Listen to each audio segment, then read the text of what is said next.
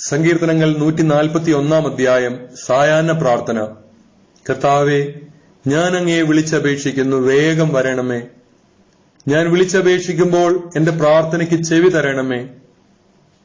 എന്റെ പ്രാർത്ഥന അങ്ങയുടെ സന്നിധിയിലെ ധൂപാർച്ചനയായും ഞാൻ കൈകൾ ഉയർത്തുന്നത് സായാഹ്ന ബലിയായും സ്വീകരിക്കണമേ. കർത്താവേ, എന്റെ നാവിന് കടിഞ്ഞാണിടണമേ. എന്റെ അധര കവാടത്തിന് കാവൽ ഏർപ്പെടുത്തണമേ. എന്റെ ഹൃദയം തിന്മയിലേക്ക് ചായാൻ സമ്മതിക്കരുതേ. അക്രമികളോട് ചേർന്ന് ദുഷ്കർമ്മങ്ങളിൽ മുഴുകാൻ എനിക്ക് ഇടയാക്കരുതേ.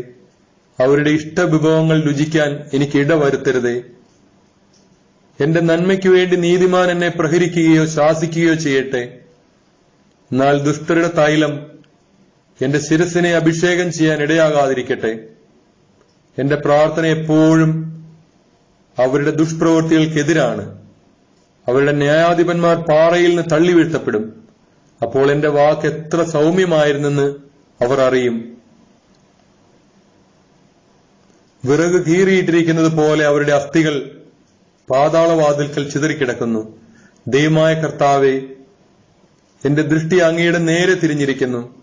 അങ്ങയിൽ ഞാൻ അഭയം തേടുന്നു. എന്നെ നിരാധാരനായി ഉപേക്ഷിക്കരുതേ. അവർ എനിക്കിരിക്കിയ കെണികളിൽ നിന്നും ദുഷ്കർമ്മികൾ വിരിച്ച വലകളിൽ നിന്നും എന്നെ കാത്തുകൊള്ളണമേ. ദുഷ്ടർ ഒന്നടങ്കം അവരുടെ തന്നെ വലകളിൽ കുരുങ്ങട്ടെ. എന്നാൽ ഞാൻ രക്ഷപ്പെടട്ടെ.